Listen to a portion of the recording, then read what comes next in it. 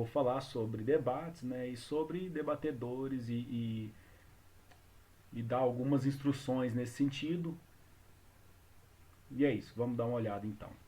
Bom, o debate, primeiramente, ele é um exercício intelectual legítimo, muito interessante, ele pode ser muito útil. Quando a gente vai ler algum autor, a gente entra numa espécie de debate com o autor, o que você não consegue na leitura de um livro físico mesmo, de uma leitura de um autor do pensamento registrado e tal, você pode conseguir num debate com uma pessoa, porque de repente num livro um raciocínio errado que um autor fundamentou todo um grupo de raciocínios e vários outros raciocínios, então é, aí aquele raciocínio fundamental que concatena os outros e tal, ele estando errado, todo o resto das proposições ficam sem sentido, embora coerentes com aquele fundamento, né, isso aí também tem que ser verificado, elas ainda continuam sem sentido. E no caso de um debate, o debatedor pode apontar imediatamente um erro de raciocínio seu, você pode apontar um erro de raciocínio dele, e isso pode ser um exercício muito bom, na verdade, né?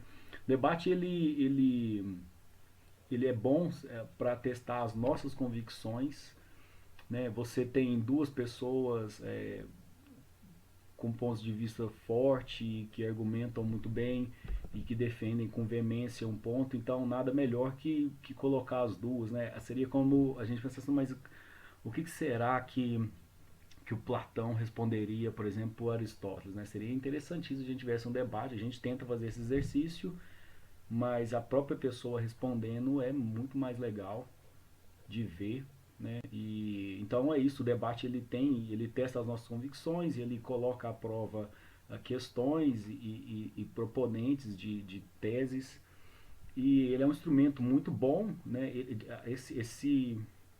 Esse aspecto que eu trabalhei, que eu expus aqui, ele torna o debate algo interessante, e o alcance, portanto, dele é muito grande na divulgação de uma tese qualquer. Ele tem um poder muito grande, um alcance muito grande, um poder propagandista, marqueteiro muito bom, né?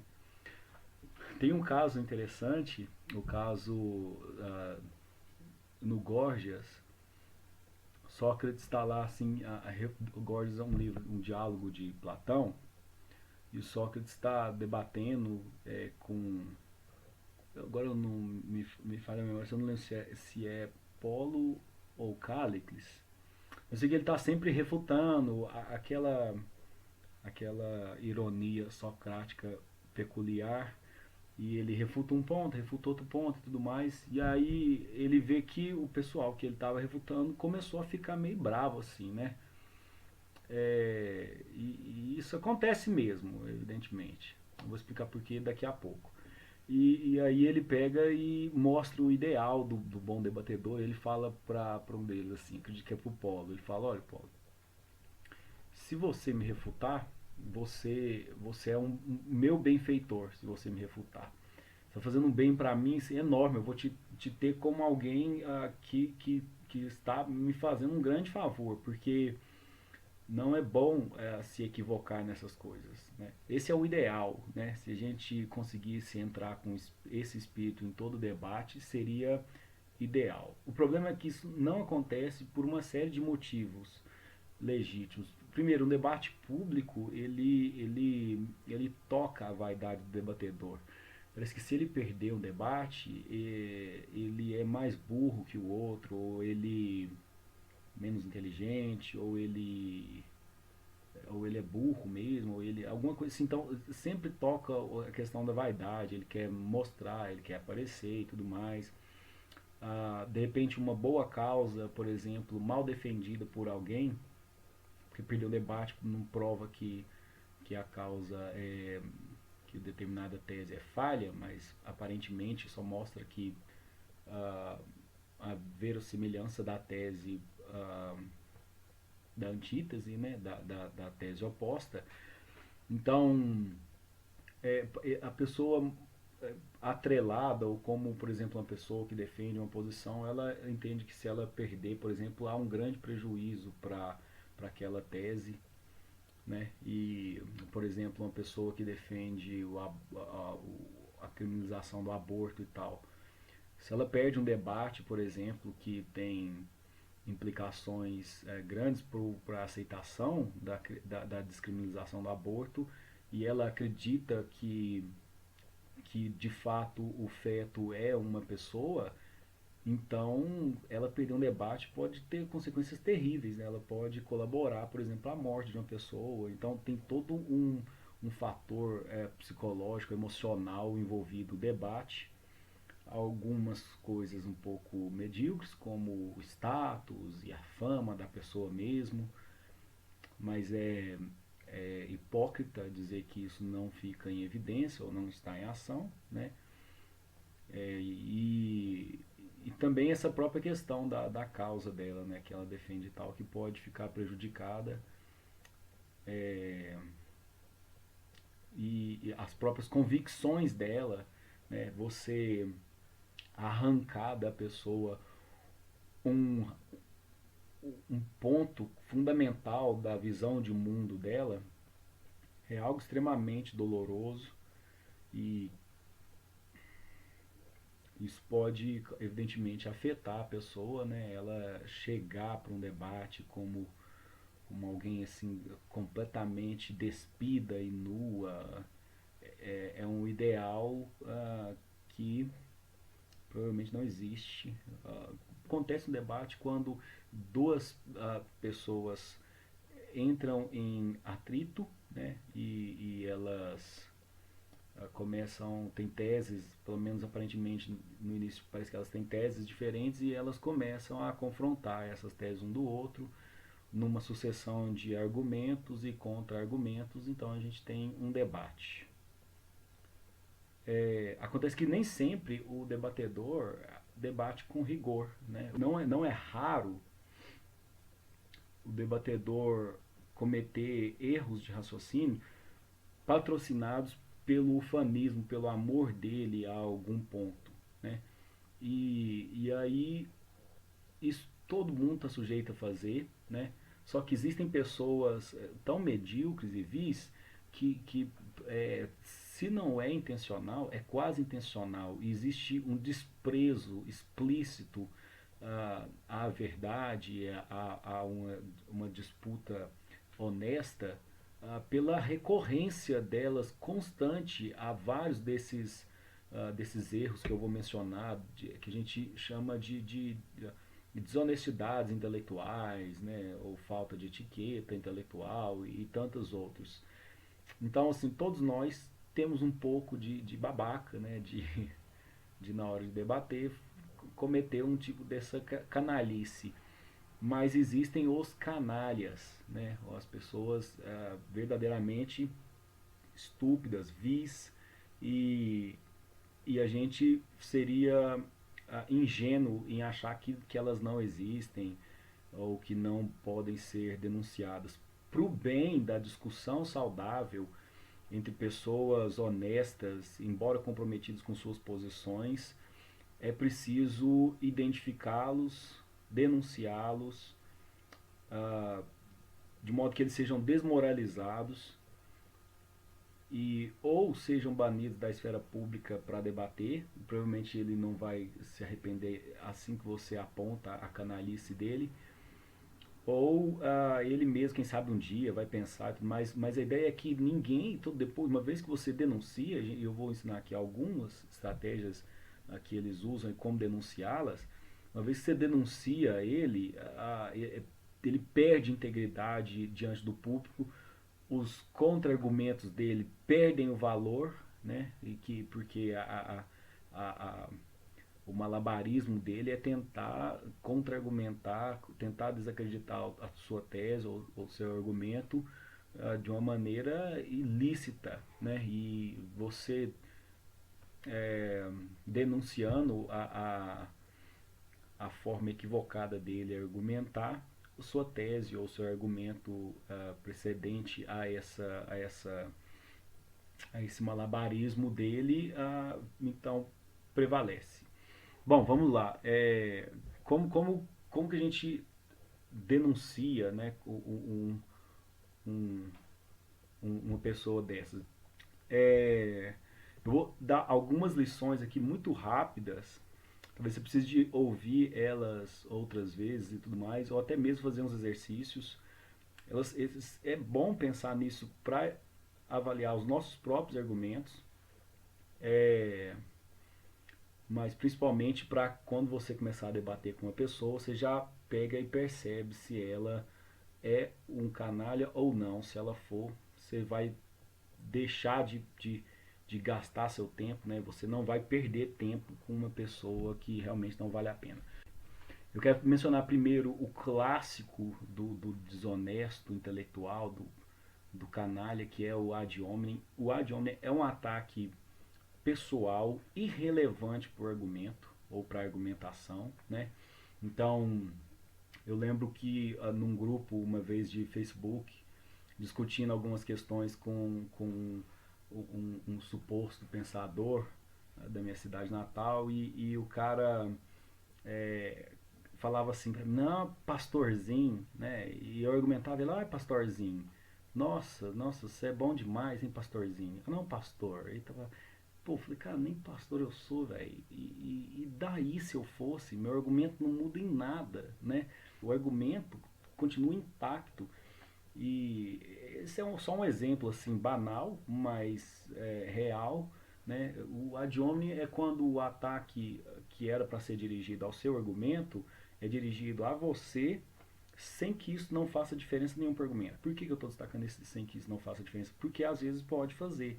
Por exemplo, você está defendendo um tipo de cosmovisão, de proposta, de filosofia de vida, e dizendo assim que ela é muito boa para você e tudo mais, e quem segue ela consegue se dominar e tudo mais, e uma pessoa pega e fala, bom, mas você segue ela? Você fala, sim, sigo.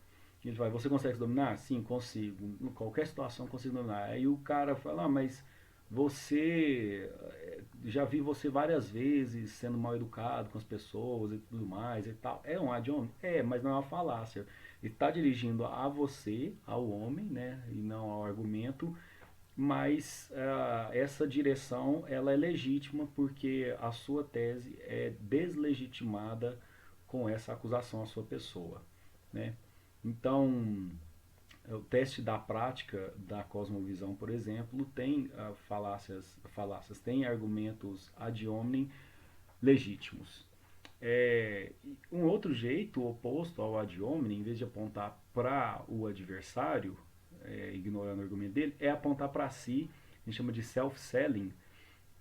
É uma tentativa de dar razão ou encorpar, né, ou é, tornar mais robusto o seu argumento por meio de é, autoqualificação, né? Então a pessoa se vende, ela fala, olha, mas eu sou muito bom, eu já li isso e aquilo, eu sou uma pessoa excelente, eu sou estudado, eu sou doutor, eu sou isso e aquilo, eu estudei em tal lugar e tudo mais, e papapá.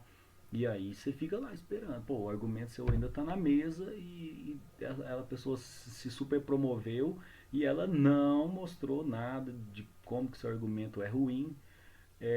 Isso é muito comum e eu acho que esse é um dos tipos mais grotescos, assim, toscos de tentar impor um argumento, né? Então ela fala, olha, eu sou eu não preciso de ler esse argumento, oh, esse argumento é muito ruim, oh, eu sei que eu tô falando, eu sou uma pessoa super entendida e tal. Aí você já diz self-selling, né? Isso não funciona como argumento e já começa a dar pistas que a pessoa é medíocre.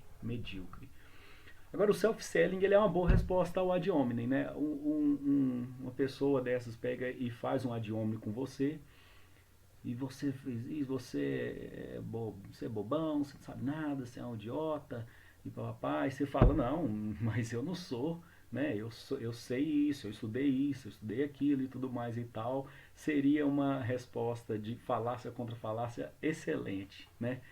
Mas, via de regra, você tem que identificar o self-selling no idiota, nunca cometê-lo, evidentemente, e mostrar que um canalha está se autopromovendo e isso não faz diferença nenhuma para o argumento.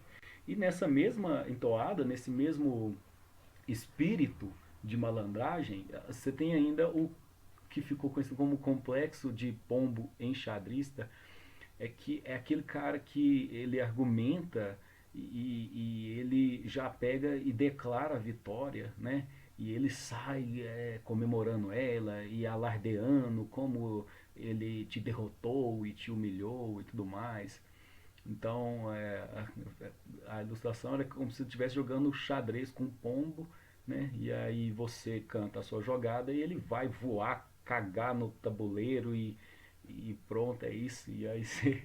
Então, esse é uma coisa também que tem que ser denunciada. A pessoa, o cara começa a declarar vitória e declarar como que ele argumenta bem, como que ele te destruiu e tudo mais e tal. Às vezes é uma estratégia psicológica justamente para te colocar nessa enrascada. E às vezes você pensa que, olha, realmente, né, o cara argumentou e para muitas pessoas dá essa impressão de que a pessoa saiu mesmo melhor porque ela declarou vitória e às vezes a gente não contrapõe e tudo mais e tal. Então a melhor maneira é denunciar o complexo de pombo enxadrista, né? Você não argumentou nada, seu argumento ainda está inválido e tudo mais e tal, e você já saiu cantando vitória, mostrando a estirpe de alma que tem, né, o indivíduo dessa qualidade. Agora, tem outros tipos de argumentos interessantes. Aqui eu vou mencionar a falácia do argumento ad lapidem. Basicamente, essa é uma maneira de em vez do ataque irrelevante à sua pessoa, você tem um ataque irrelevante ao argumento. Então, você acaba de argumentar, a pessoa fala, olha, que argumento tosco, né? Que argumento ridículo, que argumento de crente, que argumento idiota, que argumento babaca, nossa, que esse argumento é muito fácil de refutar, ha, ha, ha, ha, ha. Bom, seu argumento continua intacto ali. Não existiu ainda nenhum tipo de demonstração de que há um erro nele. Então, essa é a famosa falácia ad lapidem, muito comum, né? E também precisa de ser denunciada. E normalmente a pessoa fazer uma coisa dessas e tal já é também mais um indício de que ela é uma pessoa extremamente mesquinha, né? Então, soltou um ad lapidem para cima de você, você denuncia ad lapidem, meu argumento continua intacto, eu falei isso, estabeleci essa e essa tese. Você não deu nenhuma resposta, não contestou nenhuma premissa, muito menos a lógica, o sequitur do argumento. Tem um outro argumento que é o plurium interrogationum.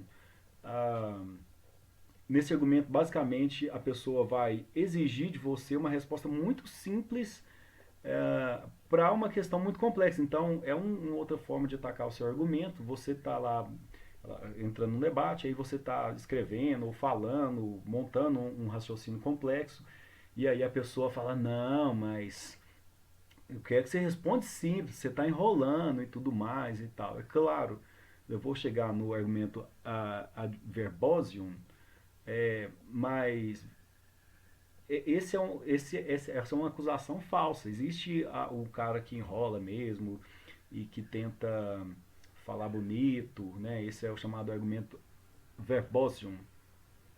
É a pessoa tentar, cheio de prolixidade e colocar um monte de termos difíceis na argumentação dela e tudo mais e tal, só para aflorar o argumento e disfarçar a pobreza argumentativa. Essa é a acusação do Schopenhauer ao Hegel, né? Esse é o argumento ad verbosium. A gente não está falando dele. O plurium interrogationum é quando a pessoa, por exemplo, é como se a pessoa exigisse uma resposta muito simples, rápida, curta, numa equação extremamente longa, né? Um problema matemático dificílimo de resolver e tal, e que demandasse, por exemplo, que a pessoa entendesse vários outros itens de matemática. Então, eu entendesse, por exemplo, logaritmos, né? Então, a conta lá, o próprio problema tem os logaritmos neles e tal, e aí a pessoa, você pegasse e falasse alguma coisa, não, mas eu não, né, você deu uma resposta muito complexa, você tá lá resolvendo ela assim, aí você tem que explicar, às vezes, não, deixa eu explicar por que eu cheguei nisso, aí você vai explicar o que é logaritmo e tal, e ela começa a achar que você está enrolando, você fala, não, velho, a própria questão demanda uma resposta complexa, e exigir uma resposta curta por um problema complexo é falacioso, né? E mostra um tipo de ansiedade inapropriada para quem está querendo fazer uma investigação séria. Ainda nessa tentativa de desqualificar o argumento em si, você tem o apelo ao ridículo. O Christopher Hitchens é um mestre para fazer isso. É um tipo coloca de uma maneira cômica um argumento e dá a impressão, por causa da comicidade do argumento, de que o argumento é ruim, né? Mas foi só uma estratégia puramente retórica. Então, isso tem que ser observado também. Falar, por exemplo, então, se Jesus ressuscitou, por exemplo, então eu vou ter que colocar uma Bíblia debaixo dos braços e gritar aleluia com um terno marrom, escroto, rodando, dando pirueta e tudo mais e tal, papá. E aí a galera ri, né? Fez uma piada com o argumento e tal. Né? Ou se Jesus ressuscitou e subiu, ele é um cometa, ele é o Halley, fez uma piada e tudo mais e tal.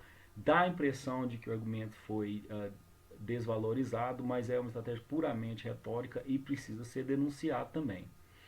É claro que existe a classe ou a competência argumentativa de argumentar e emendar, né, emendar o argumento com um gracejo. E isso é legítimo, né, sustentando um argumento precedente. É uma forma interessante de argumentar, mas não pode ser feito simplesmente como um apelo ao ridículo, uma forma jocosa de observar algo sem de fato refutá-lo. Então tem que ficar atento a esse tipo de estratégia medíocre também. Agora, existe também as tentativas de enaltecer o próprio argumento com dois tipos de apelo à autoridade. O ad verecundiam a pessoa simplesmente tenta dar robustez a uma tese, ela tenta sustentar ela com apelo à autoridade. Mas o meu professor, né, falou isso e tal. De fato, se uma pessoa é uma pessoa esperta na área e tal, é relevante. Mas para a argumentação ali não valeu nada, né? Não tem nenhum tipo de, de préstimo ao debate. Se estão debatendo uma tese, você e uma pessoa, e ela fala, não, mas um amigo meu entende muito, falou que é assim e tal. Você fala, ok, mas qual é o argumento do seu amigo, né? Se você não souber, não valeu nada. É claro que existem apelos legítimos à autoridade, né? Situações de colocar a autoridade após a argumentação ou falar o que a pessoa citar, falar, olha, o fulano argumenta assim e tal, isso dá um tipo de credibilidade legítima para o seu argumento, para que a pessoa preste mais atenção ou que ela veja que você realmente pesquisou o assunto. Não há problema algum em fazer um apelo à autoridade, desde não seja esse tipo de falácia do argumento ad verecundia. Existe o clássico apelo à autoridade anônima, né? A pessoa fala, os especialistas dizem, os cientistas dizem, os experts no assunto dizem, tudo mais e tal. E quais, né, entendeu? E qual a relevância disso? Então, isso aí dá uma ideia de muito falsa, né, como se fosse um consenso científico sobre um assunto e tomando ciência no sentido lato. Então, isso precisa ser denunciado. Então, é sempre bom saber fugir desses dois tipos de apelo à autoridade. E agora, para a gente terminar, tem os tipos de estratégias de cansaço, né, que visam cansar você como argumentador e conseguir vencer um debate nesse sentido. Você tem o ataque em bando, que é muitas pessoas argumentando com uma só pessoa, de modo a não dar tempo nem para ela responder. Então você está lá, uma pessoa debatendo com uma pessoa, aí você está respondendo ela. E no meio da resposta, outra pessoa pergunta e faz um outro levantamento, ou faz uma outra antítese a você, e aí você nem acabou de responder a primeira, está ouvindo a segunda, você já tem uma terceira argumentação, e quarta, e quinta, e de repente, quando você acaba a primeira, você vai responder a segunda, e eles todos respondem de novo, e aquilo é impossível de responder todos eles, e você acaba se dando muito mal no debate. Né? Esse aqui é um erro que às vezes acontece sem querer, na afobação também, mas outras vezes é um tipo de pessoa mesquinha. Ela está vendo que você está debatendo com outras duas pessoas, por exemplo. No mínimo, ela tinha falado: bom, eu vou esperar essas duas pessoas, né, debaterem com ela e tudo mais. Quando uma delas parar de argumentar, eu argumento, ou alguma coisa nesse sentido. Você mesmo tem que ter esse tato. Você vai entrar no debate com alguém e você vê, bom, quantas pessoas estão debatendo com ela? Ah, não, tem uma só pessoa. Ah, não, mais uma pessoa, tudo bem. Ah, não, é, tem três pessoas já. No mínimo você tem que falar: oh, galera, sai um aí, deixa o cara debater com duas pessoas, porque quem tem tempo para isso, né, são muitas mentes contra uma pessoa, principalmente pessoalmente, e isso acaba oprimindo a pessoa. Ela não consegue lidar com tantos obstáculos assim, não por conta da competência argumentativa dos seus oponentes, mas por conta da pressão psicológica e até uma questão física, né? Ela tem que ouvir todas elas, pensar, elaborar, e aquele número gigante faz com que ela fique exausta, né? É impossível ela responder a todos eles. Às vezes tem pessoas que conseguem fazer isso sozinhas, né? Elas é como se estivesse debatendo com alguém, você falasse os 5 minutos explicando a sua posição, e ela começasse a falar 1 hora, você querendo falar, ela não deixa você falar, você fala: pô, velho, e você já colocou 1 milhão de teses aí para me responder, deixa, vamos, o diálogo não é assim. No Protágoras, Platão, ele coloca Sócrates fazendo justamente isso, né? Ele está querendo uma dialética muito rápida de perguntas e respostas, e ele não quer discursos longos para argumentar. No próprio Gorza também existe esse apelo para que o debate não seja duas palestras opostas gigantescas, sem análise de vários pontos delas. Então, um limite de adversários, né, é importante ser estabelecido. Uma outra estratégia de cansaço é o red herring, que corresponde a abrir um monte de assuntos que uma pessoa só pode fazer. Né? Então, ela abre um monte de pontos, de modo que cada ponto desses demandaria uma atenção particular, e quando você vai responder tem outros pontos, e você não termina de responder nenhum, parece que sua tese é furada e tudo mais, mas na verdade ela só está cometendo o red herring, levantando 1 milhão de teses para um debate que não daria tempo, seria praticamente impossível ficar exaustivamente responder a contento todas essas acusações e tal. Então tem que denunciar também o red herring. E por fim o ad nauseam, que a pessoa continua falando as mesmas coisas, por mais que você refute, ela coloca de novo, ela coloca com outras palavras, ela insiste até você ficar exausto e parecer que ela prevaleceu com a tese dela. Isso também tem que ser denunciado. A melhor maneira, e que é um pouco trabalhosa, é você copiar exatamente as palavras da pessoa. Se tiver um texto escrito é mais fácil. Se for um texto falado, você pode repetir em formas de perguntas. Você disse isso? Disse. Aí agora você disse isso, não é? Qual a diferença? Não, é a mesma coisa. Só que eu respondi isso, você respondeu essa outra coisa, essa outra forma de responder a mesma resposta que eu já tinha respondido. Deu pra entender, né? Então, assim, apontar, escrever, mostrar para ela assim: ó, você falou isso, eu respondi isso. Aí você falou a mesma coisa de novo, com outras palavras. E aí você vai usar essa mesma estratégia quantas vezes, né? Você não está nem considerando a minha argumentação. E a melhor maneira de denunciar o ad nauseam é perguntar para a pessoa o que você argumentou. E é bom isso, às vezes a melhor maneira de evitar que a pessoa te faça uma acusação de ad nauseam é você mesmo colocar, selecionar, falar, você disse isso, né? E colocou assim, assim, assim, e aí eu discordo, aí você mostrou que você interagiu com o argumento dela. Agora, a pessoa não está interagindo com o seu argumento, fala o que eu argumentei. Escreve o que eu falei.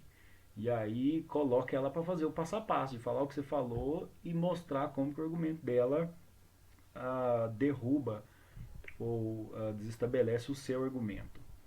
Então, colocando aqui em grupos para ficar bem fácil de perceber, para atingir o oponente, você tem o ad hominem, o ataque pessoal irrelevante. Você tem as estratégias de cansaço, que é o ataque em bando, o red herring e o ad nauseam, né? Muitos oponentes, muitos assuntos abertos e a repetição constante de um mesmo ponto.